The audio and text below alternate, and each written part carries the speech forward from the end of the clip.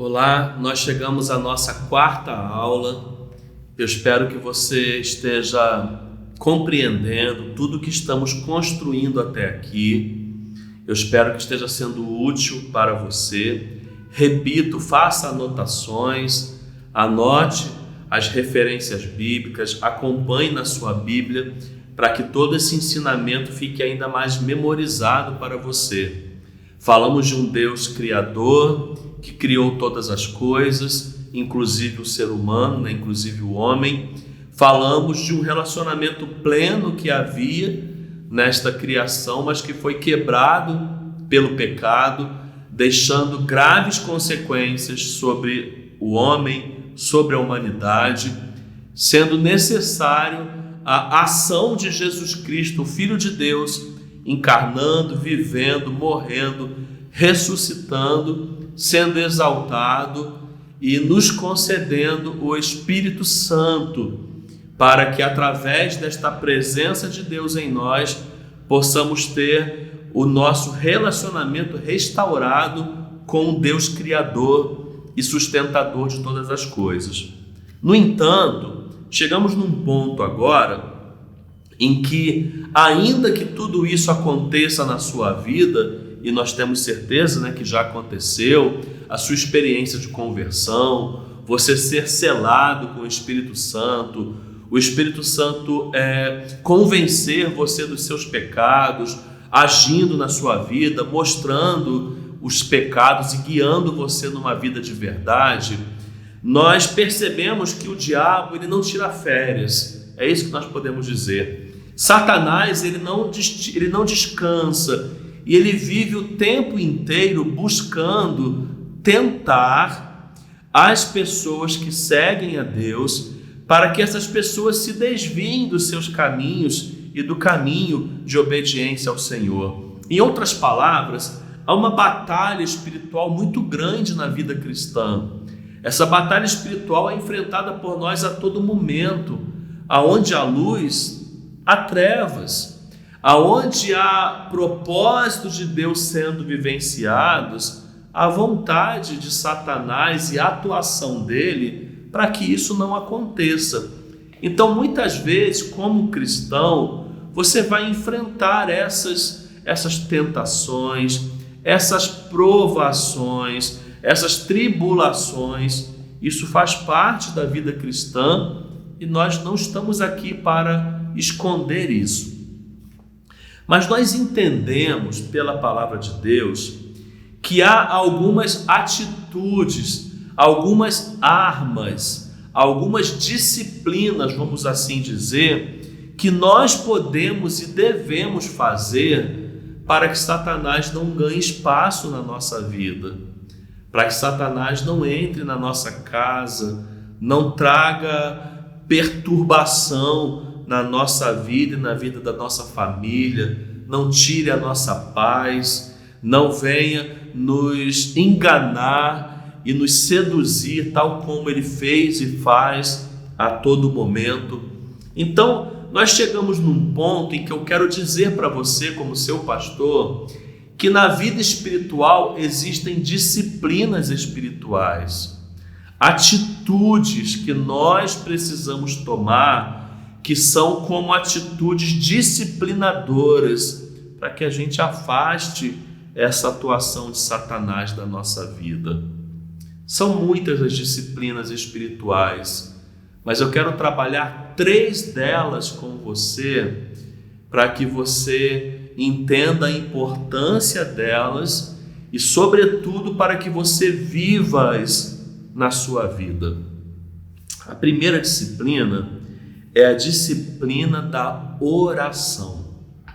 Olha, como um crente em Cristo Jesus, você precisa ter uma vida de oração.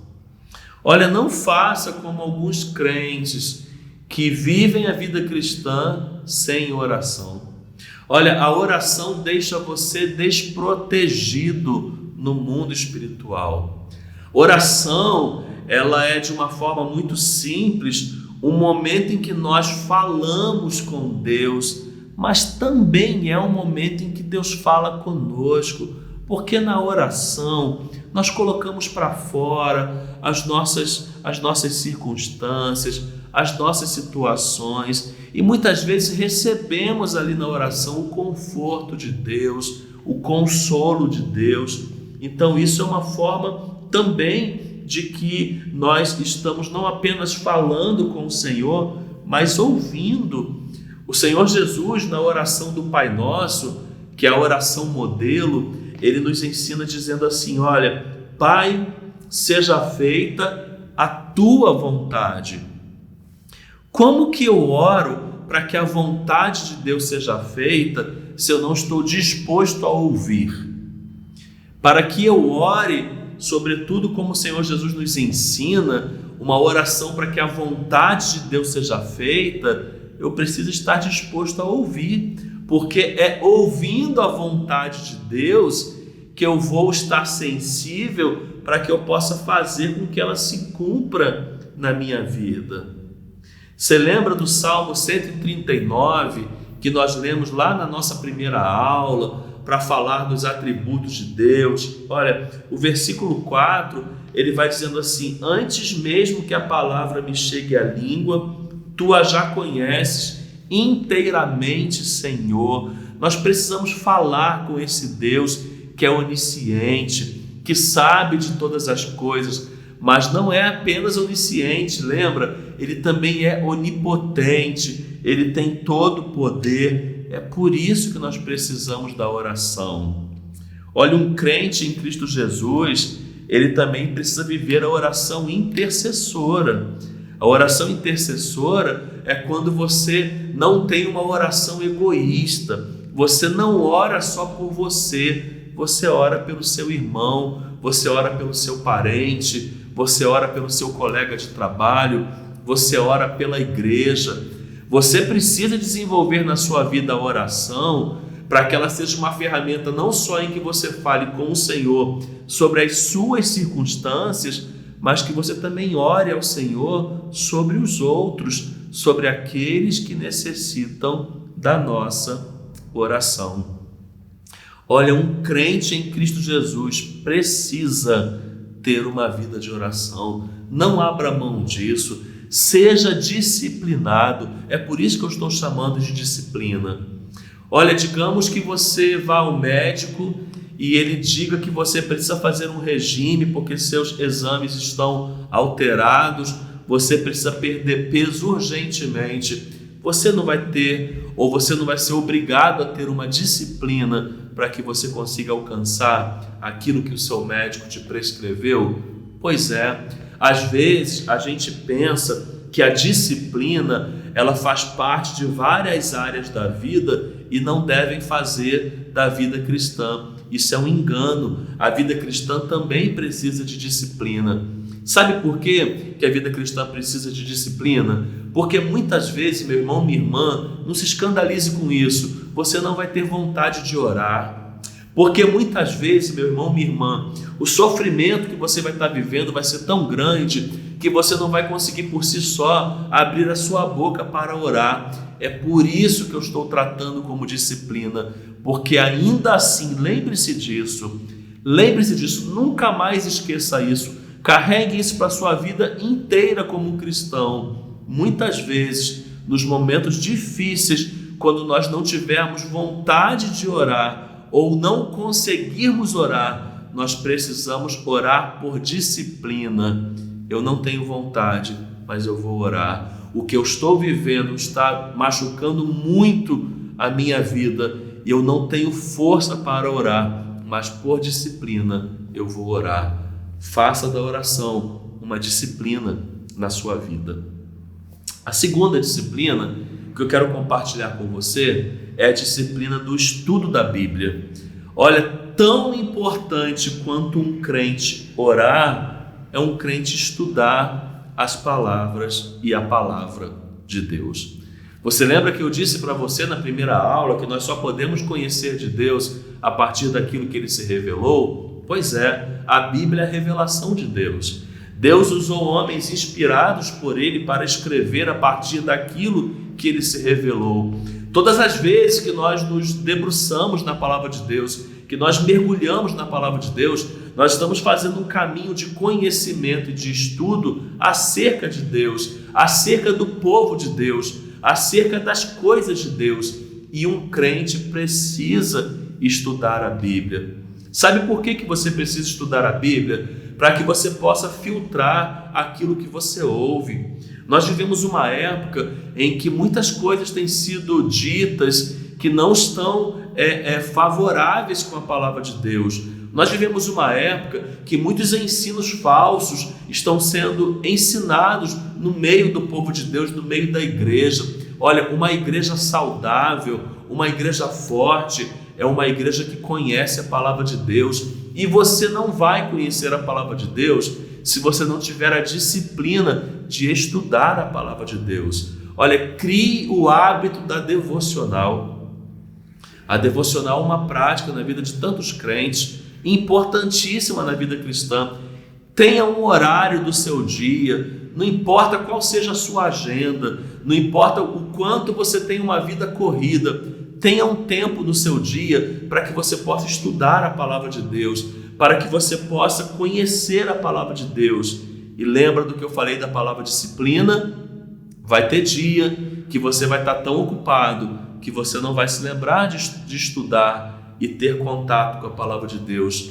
Nesses dias, faça por disciplina. Faça por disciplina. Assim como você faz muitas coisas na sua vida por disciplina, estude a palavra de Deus também por disciplina. E a terceira disciplina que eu quero compartilhar com você, embora eu diga que na vida espiritual existem várias disciplinas, a terceira é a prática do congregar na igreja, ou simplesmente a prática do ir à igreja. Vá à igreja no qual você congrega, meu irmão. Olha, não seja um crente batizado, membro de uma igreja, mas que fique em casa. Ou como nós podemos dizer, nesse momento moderno, o crente que só quer assistir os cultos pela live, pela internet, que só quer acompanhar a igreja pela rede social. Irmãos, a igreja ela é a família de fé. A igreja ela é a família, ela é o corpo de Cristo, do qual nós somos membros e fazemos parte. Não viva uma vida cristã longe da igreja. Vou dizer até mais, não viva uma vida cristã apenas sentado no banco da igreja. Se envolva em algum ministério, vai participar de algum ministério, vai servir em algum ministério, vai abrir sua casa para ter uma célula ou um pequeno grupo, vai participar de um ministério de faixas etárias, vai desenvolver alguma habilidade ou dom que você tenha em algum ministério. Tenha a disciplina de ir à igreja. E para terminar, por que disciplina? Porque vão ter momentos em que você não vai ter prazer ou nem vontade de ir à igreja.